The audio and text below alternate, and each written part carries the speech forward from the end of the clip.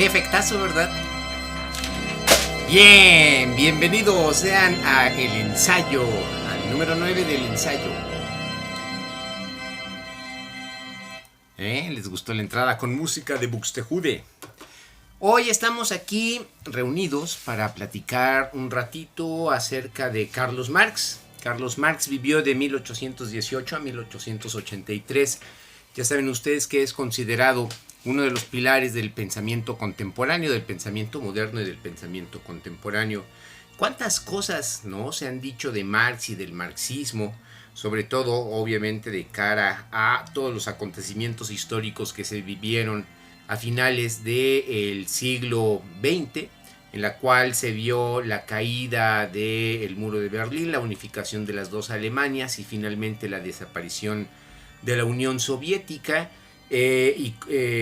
significando con esto el fin o el fracaso, se supone, y dicen eso es lo que decían los críticos occidentales, era el fracaso del modelo socialista, ¿no?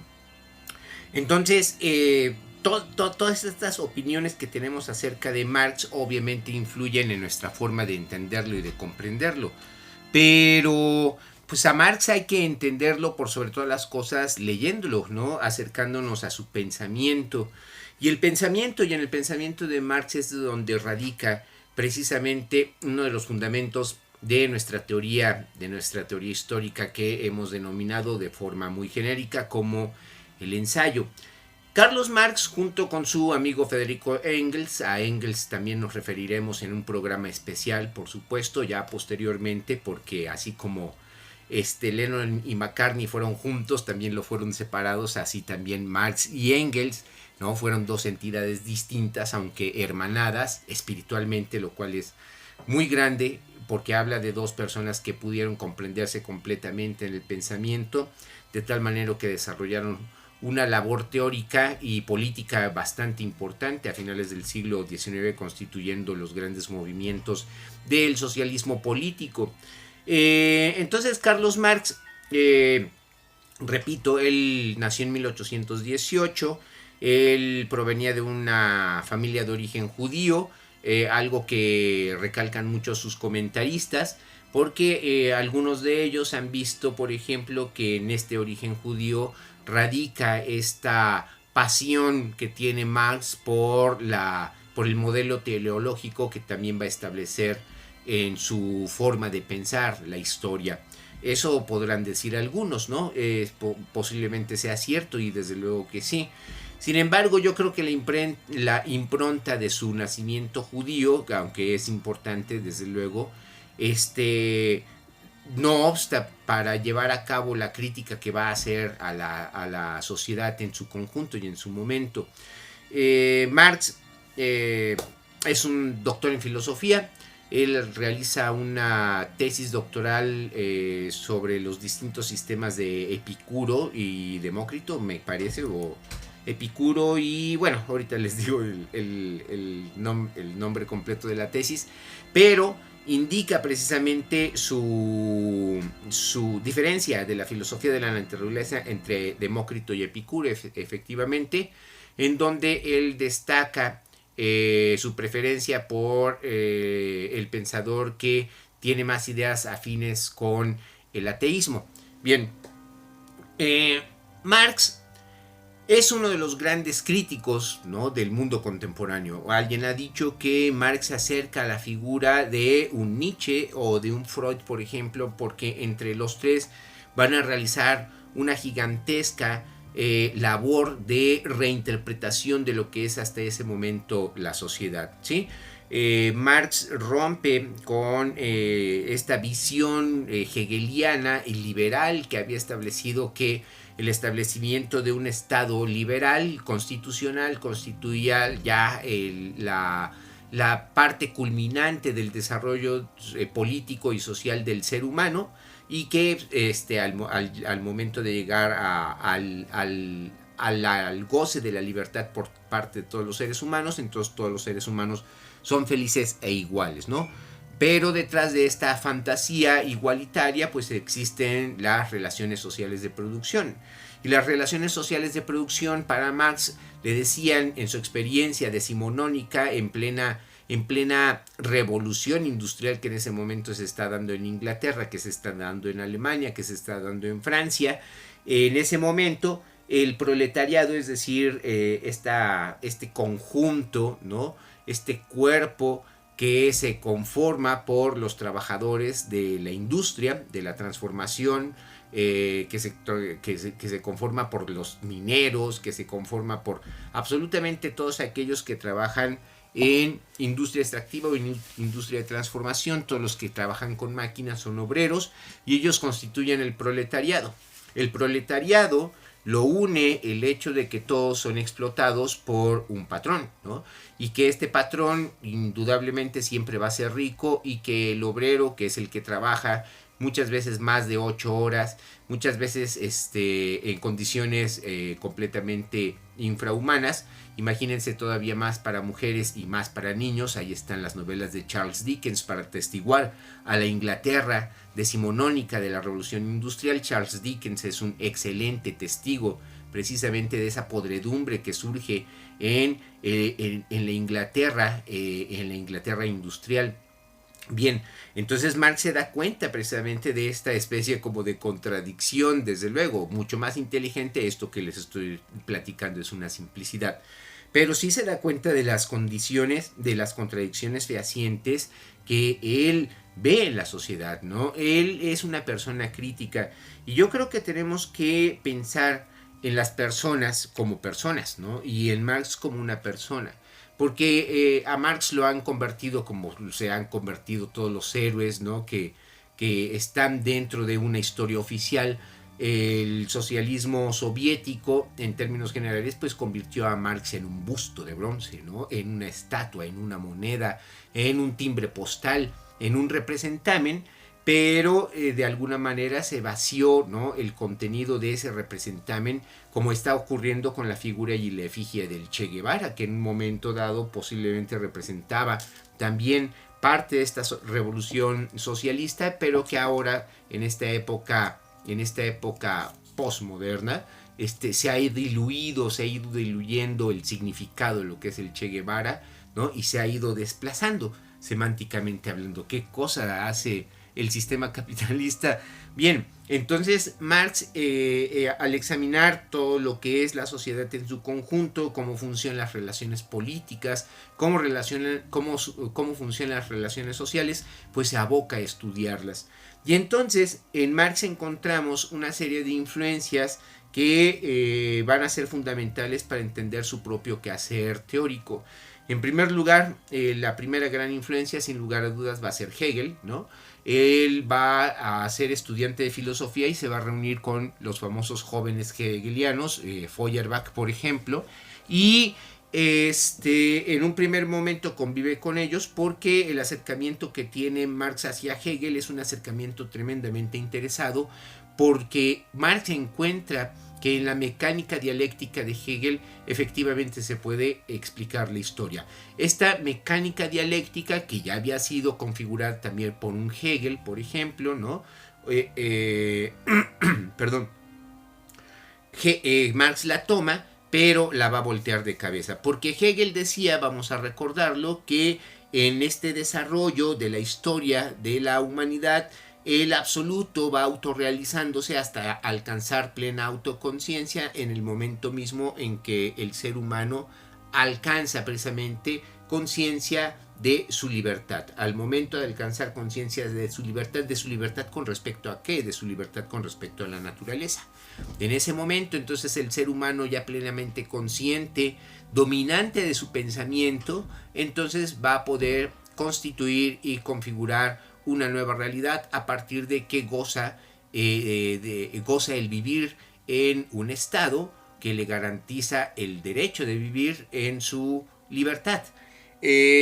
Marx dice que todo esto es una fantasía, ¿no? Por supuesto, y que lo que se tiene que hacer es efectivamente, sí, hacerle caso, tomar el método de hegeliano, que es un método dialéctico, ¿sí?, en el cual a una tesis se opone una antítesis y de esta confrontación entre las dos, por decirlo de alguna manera, surge un nuevo producto que es una síntesis, que a su vez se vuelve a convertir en una tesis que va a desarrollar en su condición interna, en sus condiciones internas, la antítesis que va a negar a la propia tesis para convertirse en una tesis nueva y así sucesivamente hablando hasta llegar al final de la historia, dice Hegel, en donde la tesis final es la libertad. Entonces Marx dice, pues está muy interesante y esto es muy interesante esto porque los jóvenes hegelianos, como un Feuerbach, por ejemplo, dicen que el ser humano va a alcanzar su libertad en el momento en el que comienza a pensar de una manera distinta.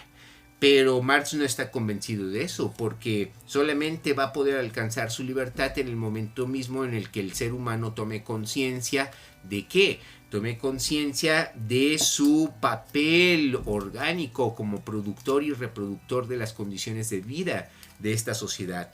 Y entonces lo que está diciendo Marx es de que, pues, según Hegel, la historia va cambiando porque la historia surge en el pensamiento y este absoluto que se cristaliza en los seres humanos van desarrollando al espíritu, van desarrollando, sí, al espíritu, a este absoluto en su camino hacia la libertad. De tal manera que en la historia, en los distintos procesos humanos, la libertad va alcanzando puntos cada vez más culminantes, ¿no? Pero todo se debe al pensamiento. Pero dice Marx, no, todo se debe a que el ser humano, por sobre todas las cosas, en primer lugar, es un ser productivo. ¿Y por qué es un ser productivo?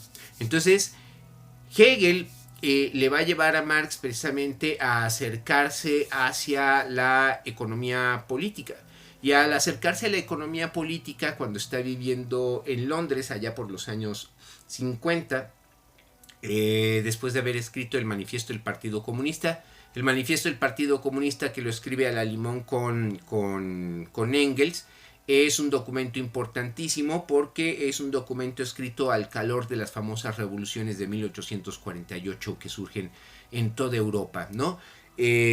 Son revoluciones burguesas que van a dar inicio al mundo contemporáneo en todo lo que se refiere, por sobre todas las cosas, a el desarrollo de los sistemas políticos. Y algo que nos decía el doctor Holstein en la facultad cuando tomamos clase con él, esta conciencia burguesa se volvió cínica. Y al volverse cínica, entonces comenzó a darle a tole con el dedo, ¿no?, a todos aquellos que constituían la mayoría de la sociedad para ir beneficiando, obviamente, al grupo dominante en el poder, que ya en el caso del capitalismo viene a ser el mismo que el grupo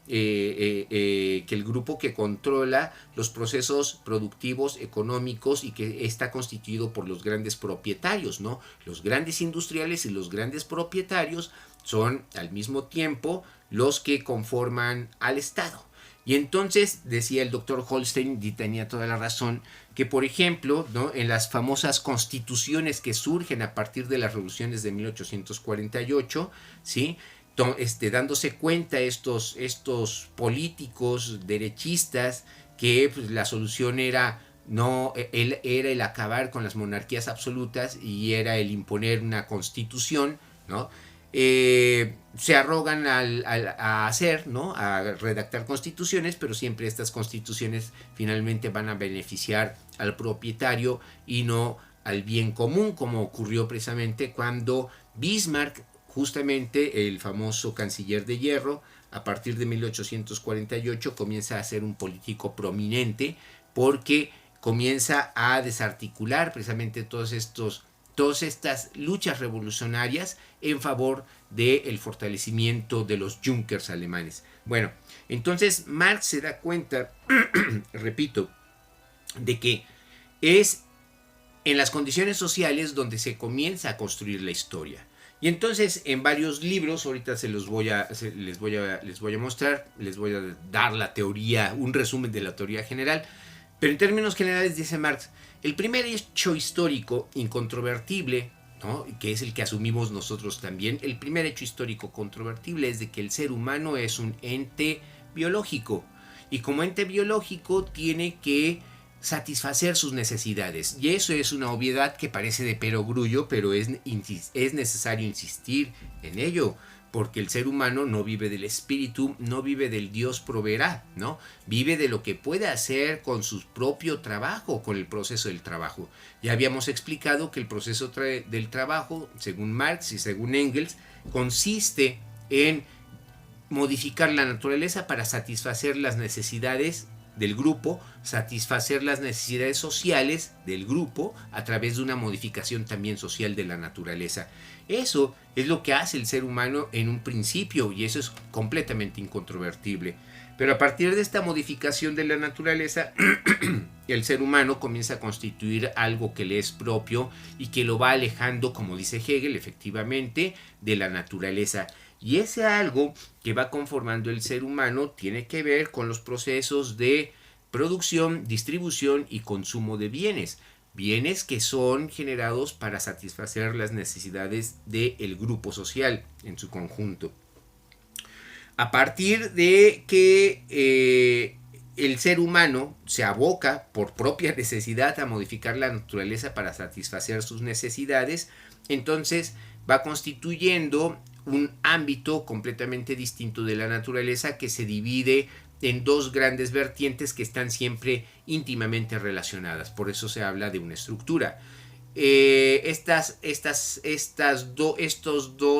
dos vías que están íntimamente relacionadas son las relaciones sociales de producción y las fuerzas productivas. Las relaciones sociales de producción consisten en la forma en cómo se organiza la comunidad para efectivamente satisfacer sus necesidades, y las fuerzas productivas consiste en tanto los recursos naturales disponibles en un momento determinado históricamente, como en los conocimientos que técnicamente ya pueda tener el grupo para satisfacer sus necesidades a partir de esos recursos naturales que tiene a la mano. Entonces, entre los dos, efectivamente, se van constituyendo esto que Marx denomina los modos de producción. Ya saben ustedes que los modos de producción se establecen así en grandes términos por parte de Marx y por parte de marxistas y historiadores marxistas posteriores, como en un primer momento el primer modo de producción es el modo de producción del comunismo primitivo, ¿no? Que es poco estudiado por Marx, es un poco más estudiado por Engels, pero Marx entiende perfectamente lo que significa. De hecho, eso viene expresado, vamos a acercarnos, disculpen, vamos a acercarnos a ver algunos de los libros, en Las formaciones económicas precapitalistas, que es un texto que está prologado por el gran historiador marxista Eric Hobsbawm. Marx establece que efectivamente, ¿no?, en un primer momento el ser humano es un ser humano que es propietario social de la propiedad, ¿no? Pero que estas relaciones van modificándose conforme algunos se van apropiando de el producto del trabajo de los otros. Qué cosa tan interesante, ¿sí? Y en ese momento es cuando comienza a surgir un cambio distinto en las relaciones sociales de producción. Cuando comienza a surgir en términos generales la propiedad privada, esta propiedad privada lo que va a hacer es que en el seno de la comunidad primitiva la va a comenzar a romper, por supuesto, ¿no? Comienza a romper a estas comunidades que vivían en un comunismo primitivo, es decir, no eran teóricos del comunismo, decían somos iguales todos, ¿no? Esto es una estupidez, ¿no? Por supuesto que no. Pero ellos vivían en las condiciones que socialmente les eran impuestas por la propia naturaleza y por sus propias condiciones histórico-sociales en las cuales ellos estaban formados, ¿no? Entonces, si en el seno comienza a surgir la propiedad privada, comienza a surgir una diferenciación social, ¿no? Entonces, en el seno de este modo de producción surge la contradicción que va a llevar al rompimiento del comunismo primitivo, y comienza a surgir una primera forma en la cual el modo de producción ya contempla la realización de una especie de apropiación del trabajo sin que exista la plena propiedad privada, pero sí una apropiación del trabajo del otro. Esto es el despotismo oriental o el modo de producción asiático, que sería el modo de producción típico de las grandes civilizaciones del Neolítico, ¿no? Ustedes han leído a Vere Gordon Childe. Vere Gordon Childe es uno de los grandes arqueólogos marxista inglés. Él crea este concepto a partir del entendimiento de Marx de revolución neolítica, en la cual establece que en el momento mismo en el que el ser humano comienza a domesticar plantas y animales, lleva a cabo una transformación de estas relaciones sociales de producción y se configura a partir del asentamiento de los seres humanos con la agricultura, se comienza a asentar el modo de producción asiático. Entonces, en el modo de producción asiático hay una apropiación del trabajo comunal. Entonces, repito, entre las grandes civilizaciones como son Egipto, Mesopotamia, las grandes civilizaciones que surgen en esa área cultural que es Mesopotamia, el Valle del Indo con Mohenjo-Daro y Harappa, y China, constituyen las primeras 4 grandes civilizaciones neolíticas, y en ellas, efectivamente, todas ellas vienen a ser los modos en los cuales se desarrolla la sociedad. Teóricamente Marx las denomina como modo de producción asiático, que es el mismo caso de todas las culturas que están y viven en este continente americano hasta la llegada de los españoles. Todas las culturas americanas, desde las andinas hasta las mesoamericanas, ya hacia el norte del continente americano, son completamente neolíticas, ¿no? Cuando llegan los españoles, conquistan a estas culturas neolíticas que por el no desarrollo, por las propias condiciones de la evolución que se van a dar dentro del continente, no se lleva a cabo, por ejemplo, una revolución en lo que se refiere a la metalurgia, y entonces estas sociedades se quedan neolíticas, ¿no? Se quedan encapsuladas en el neolítico, que cuando llegan los españoles las revientan, ¿no? Sin que haya una gran modificación, porque la sociedad que llega a conquistar a estas sociedades es una sociedad neolítica, pero que sabe utilizar el hierro. Tampoco crean que era el gran adelanto ni nada por el estilo. No, en lo absoluto no. Tenían exactamente la misma mentalidad unos que otros. Bueno, entonces, después del modo de producción asiático, surge un nuevo modo de producción, pero este es un modo de producción bien peculiar porque ocurre en un espacio determinado que es Grecia y que después se va a extender hacia Roma, y este modo de producción es el esclavismo. En este modo de producción ya existe la propiedad privada, pero la apropiación por parte del trabajo del otro se da a través de una justificación jurídica, de una justificación moral, en el cual al otro se le niega completamente su humanidad para convertirlo en un instrumento, ¿no? En un instrumento de trabajo como cualquier otro, nada más que este instrumento habla. En el caso de los griegos, pues los trataban muy bien, pero ya en el caso de los romanos, llegábamos a ver propiedades romanas, por ejemplo, en las Galias o hacia el norte de Italia, que tenían una cantidad tremenda de esclavos. Hablamos de miles de esclavos, ¿no? Entonces el esclavo pues ya no era tratado con esta deferencia que se nota en las comedias de un Menandro, por ejemplo, ¿no? O de un Terencio en las etapas tempranas del Imperio Romano o finales de la República Romana. Entonces el esclavismo viene a ser un modo de producción bien interesante, porque este esclavismo se desarrolla sí a partir de que hay una explotación de la tierra, pero ya se diferencian de las primeras civilizaciones neolíticas, porque el comercio viene a constituir un elemento también primordial. Acordémonos que las polis griegas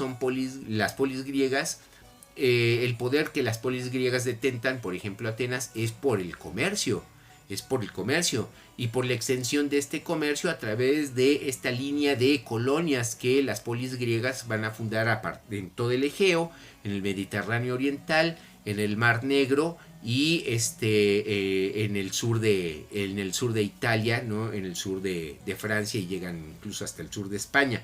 Entonces los griegos, por virtud del esclavismo, crean una cultura esplendente, sin lugar a dudas, ¿no?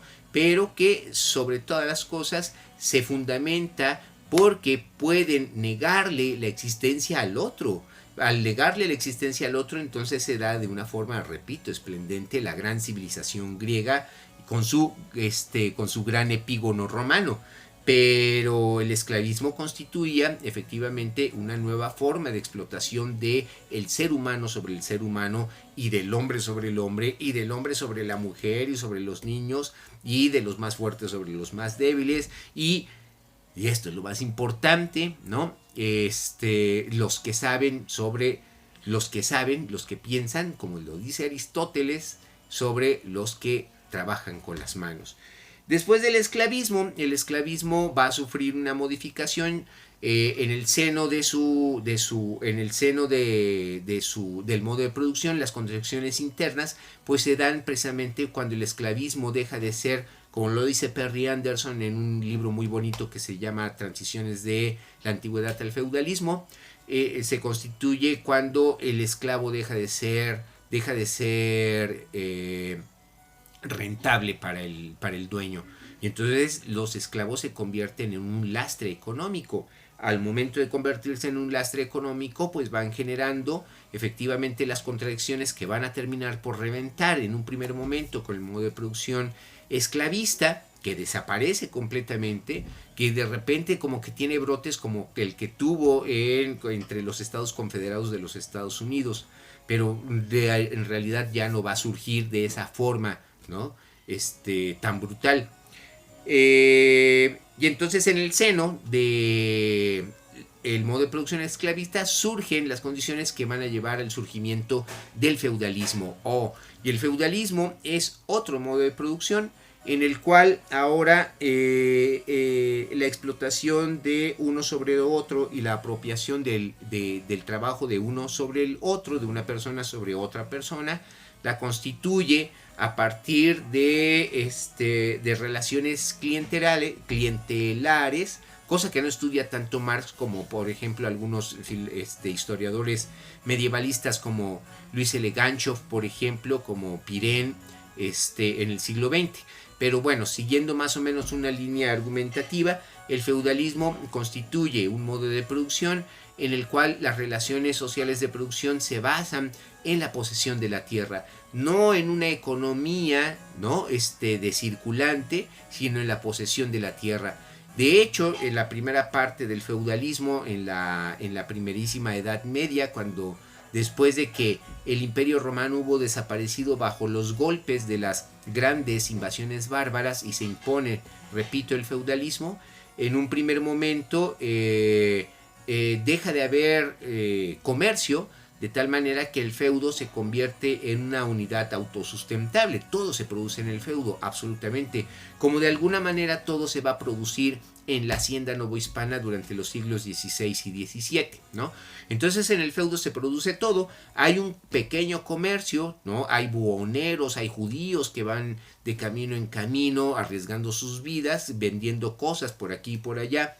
Pero en términos generales el comercio desaparece, y cuando el comercio desaparece también desaparece el circulante. Se vuelve una economía de trueque, mucho lo que es la economía de la primera parte del feudalismo, pero ya hacia la época del románico, ya hacia la época del gótico, es decir, hacia los siglos XII, XIII, se reactiva la economía del circulante, gracias a procesos históricos que comienzan a romper también dentro del propio seno de la feudalidad, del feudalismo, con sus condiciones internas, ¿no? Hay contradicciones internas al interior del feudalismo, ¿no?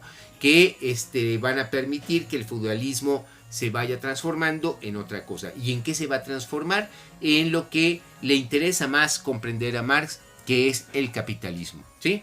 Y el capitalismo es una nueva forma de explotación de un ser humano sobre otro ser humano, en el cual ahora la apropiación se da con respecto al trabajo del otro, al producto del trabajo del otro, ¿sí? Que eso ha surgido, que eso se ha dado siempre, es una forma de enajenación del trabajo de una persona sobre otra, y siempre se ha dado desde que existe la desigualdad en este planeta, ¿no? Ya hablaremos con ello con un poquito más de amplitud, pero sí les podríamos decir, por ejemplo, que, para poner un rápido ejemplo, ustedes vieron, los que viven en San Luis Potosí, que hace poco se terminó un edificio público muy importante, ¿no? El Hospital Central. Bueno, Ustedes vieron a los trabajadores, a los albañiles, se crearon todas estas zonas de seguridad para que el escombro y los productos de la obra no cayesen sobre las personas. Y se termina la obra, ¿no? Y ahí se va a quedar. Y ya vamos a naturalizar el edificio y vamos a estar pasando constantemente junto a él. Se nos va a olvidar que en un momento dado fue una construcción, que en un momento dado causó problemas o los transeúntes durante un periodo determinado y se convierte en una cosa, ¡pum! Pero lo primerísimo que pasa es de que al propio trabajador, que es el albañil, que trabaja con sus propias manos haciendo el edificio, se le enajena de su propio producto el trabajo, ¿no? Se le paga lo que se le tiene que pagar. En estas épocas a lo mejor se le asegura, yo creo que la universidad o el gobierno, el estado, quien sea, aseguró a estos albañiles. Pero en las épocas antiguas los que construían pirámides, pues ahí se morían y sus familias quedaban desamparadas. ¿Y para qué? Para que después, cuando se terminara el edificio, llegaran los hombres de toga, ¿no? Los hombres sabios, los hombres del birrete y los sacerdotes. ¿Para qué? Para sacralizar al edificio, para simbolizar al edificio. Y entonces el primer creador del edificio, el productor real del edificio, que es el obrero, ¡pum!, es borrado de la historia cuando, ¿no?, al edificio se le simboliza todas estas cosas, todas estas defensas de los edificios cuando se les pintan, me parecen tan absurdas, porque ni siquiera saben qué están simbolizando los edificios, qué simbolizan los edificios. A partir de las mentiras que crea el romanticismo, ¿no?, que es tan pernicioso para el pensamiento moderno, se piensa que un edificio tiene dignidad. No, ningún edificio tiene dignidad, ni ningún edificio va a tener más dignidad que la vida de una sola persona en este planeta. Ninguno. Se podrá quemar la aguja de París, ¿no? De Notre Dame de París. ¿Qué importa? Ninguna de estas cosas va a devolverle la vida a nadie en lo absoluto, ¿no? Entonces a mí los edificios, con todo y que yo soy historiador del arte y sé reconocer el valor de los hombres, ¿no? Como dice Juan Manuel Roca en uno de sus poemas más bonitos, aunque conocemos el valor de los hombres, el tiempo se los lleva y así debe de ser, ¿no? Como nos lleva a nosotros, también todo lo demás debe de ser perecedero. Pero bueno, ya nos estamos desviando. Entonces Marx establece que en el capitalismo la apropiación se da precisamente porque el trabajador no solamente configura el dinero del dueño, constituye todo el sistema capitalista, porque a partir del propio proceso del trabajo se crean las máquinas y se crea todo el proceso productivo, que es un proceso productivo infinito, es un proceso productivo imparable. El capitalismo vino a establecer la producción imparable, ¿no? La producción que no se puede detener. Entonces, ahora que estamos viviendo una época de crisis por la pandemia del coronavirus, del COVID-19, resulta ser que, entonces, ¿qué va a pasar con, por ejemplo, en las fábricas? ¿Qué va a pasar con la producción de cuántas millones de cosas se producen en este mundo? Que se producen y se producen y se producen y no pueden dejar de producirse, porque esa es la lógica del capitalismo, cosa que Marx trata de entender en su gran obra magistral que no acaba, que es El Capital. Entonces Marx se aboca al estudio del capitalismo, pero al mismo tiempo que se aboca al estudio del capitalismo también va actuando políticamente en favor siempre del proletariado y siempre atacando a la burguesía y su conciencia, ¿no? Entonces tenemos a un Marx polifacético, tenemos a un Marx que escribe de todo, que escribe de todo lo que le interesa para poder entender al fenómeno humano. Y el fenómeno humano es un fenómeno enmarcado precisamente dentro de las condiciones materiales, que son las que nos dan vida y que nos sustentan, y que a partir de estas condiciones materiales se crea la gran superestructura, ¿no? Marx dice, entonces todos los procesos de producción, distribución y consumo de bienes, ¿no?, que son los que permiten a la sociedad, ¿no?, reproducirse en su conjunto, son las que permiten a su vez entonces crear estos grandes sistemas de pensamiento, todo lo que es la superestructura. Y la superestructura está constituida efectivamente por los productos que Hegel entendía como los productos del espíritu: el arte, la filosofía, el derecho, ¿no?, la literatura, Y obviamente todo esto que es la ideología entendida como el mundo de las ideas, pero es una ideología que está supeditada precisamente a la conciencia burguesa. Lo que tenemos que hacer es romper con esa conciencia burguesa. Entonces Marx escribe, ¿no? Desarrolla una serie de trabajos importantes en las cuales él hace entender o trata de hacer entender a través de un método riguroso que el ser humano solamente puede explicarse a partir de sus condiciones sociales y de lo que hace materialmente, ¿sí? Y a partir de lo que hace materialmente, entonces sí podemos entender el mundo del pensamiento. En el momento mismo en que podamos nosotros no solamente entender, sino actuar sobre el mundo material, el mundo espiritual y el mundo supraestructural va a variar, va a cambiar, ¿no? Esto, que es una visión que muchos han denominado muy determinista, efectivamente podría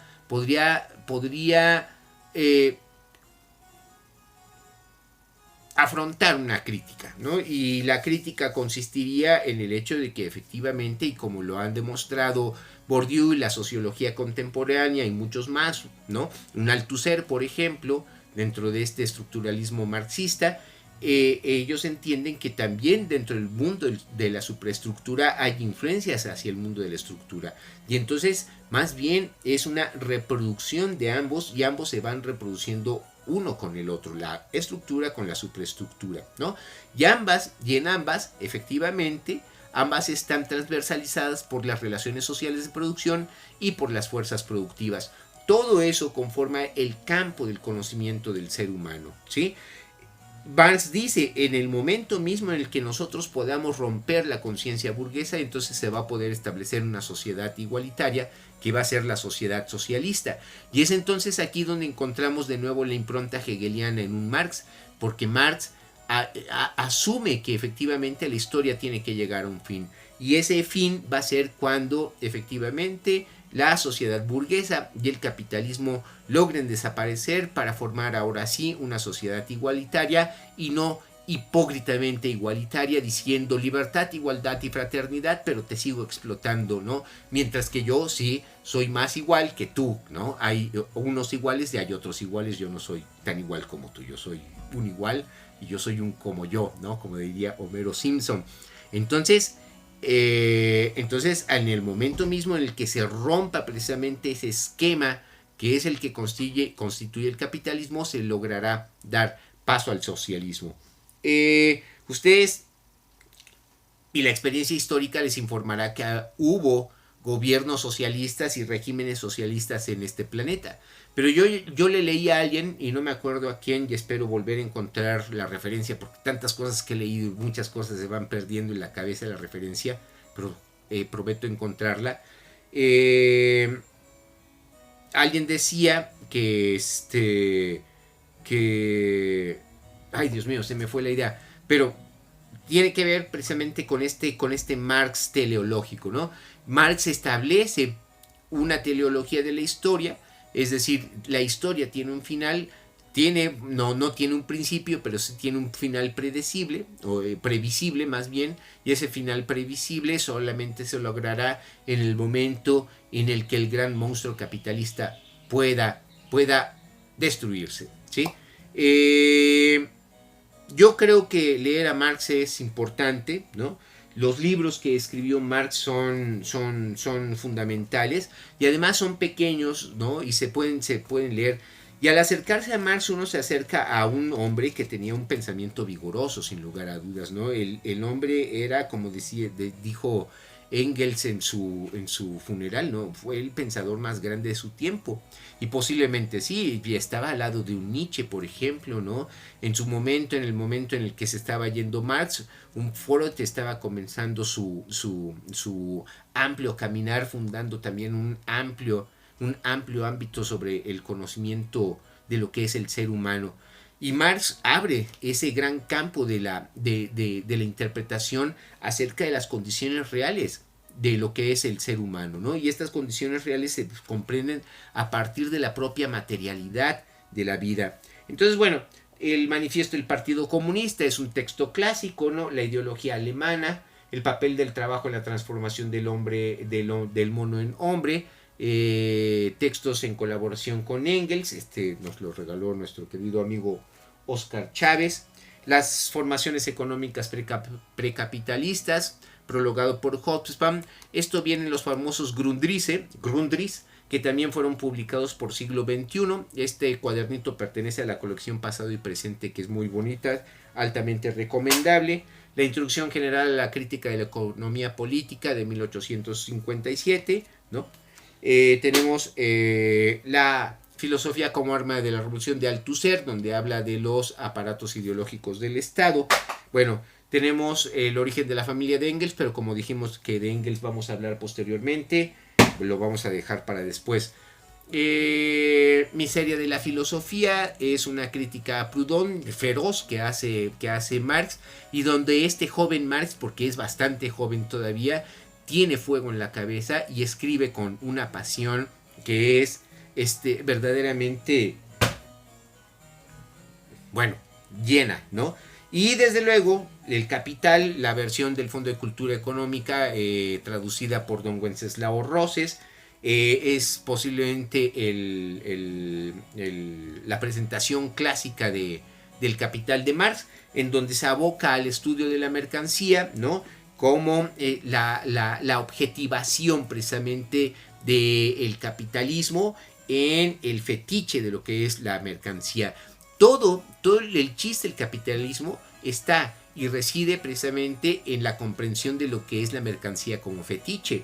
Y esto se une a lo que nosotros pensamos, y lo vamos a platicar más a lo largo del ensayo, se une precisamente con esta manía de hipostasiar el ser humano, que es como yo lo denomino, pero que en términos generales es esta facultad de simbolización que tiene el ser humano para poder afrontar y para poder comprender las cosas que en un momento le parecen ininteligibles, ¿no?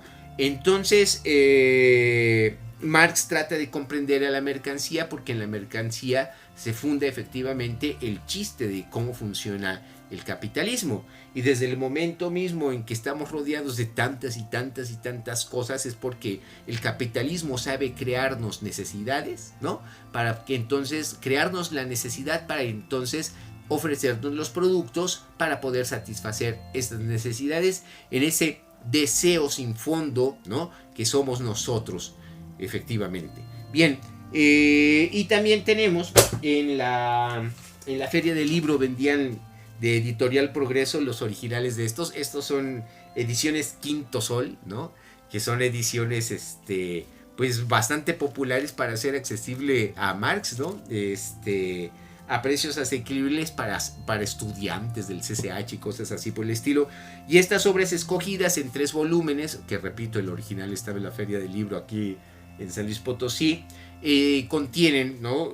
También textos fundamentales de ambos autores, ya textos también de Engels de su propia autoría, ya sin la participación de Marx, y también de Editorial Progreso, este volumen, ¿no? Este es un regalo de nuestra querida amiga Alexis.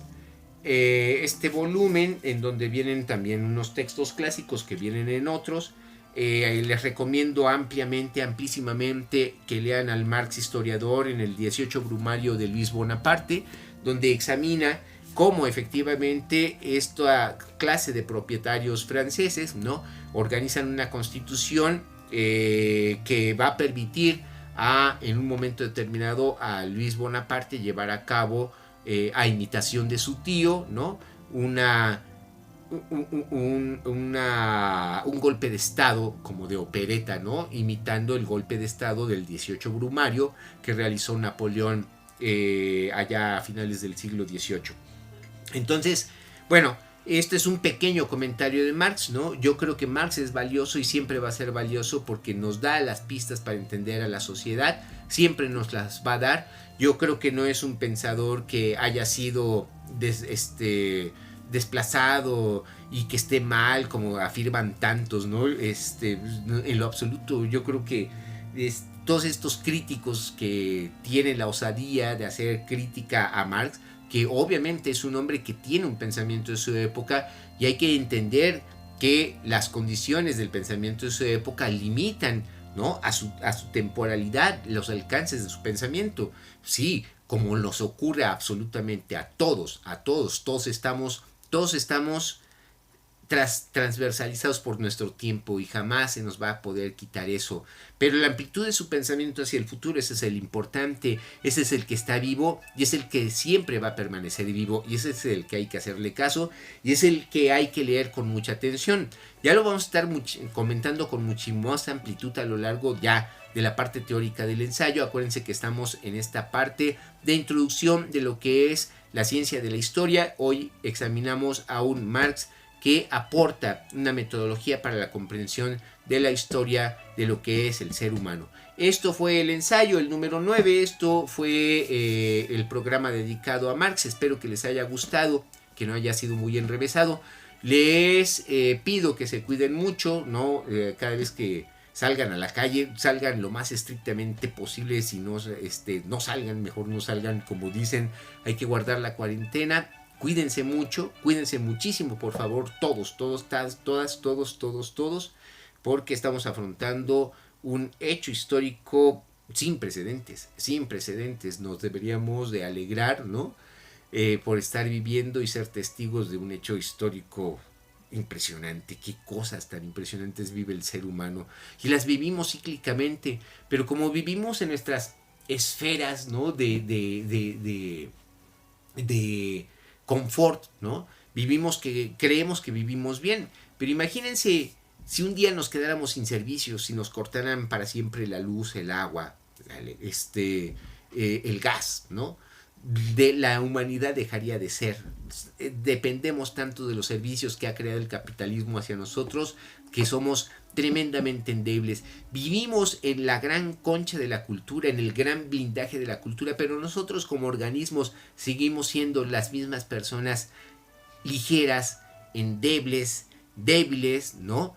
Recuerda que polvo eres y en polvo te convertirás. Eso es lo que somos. Hemos creado el gran aparato de la cultura como nuestra armadura, como San Jorge venciendo al dragón, pero en realidad somos tan débiles que por eso es necesario cuidarnos. Entonces cuídense mucho porque tenemos mucho que platicar, tenemos mucho que leer y tenemos mucho que comunicar. Adiós, gracias.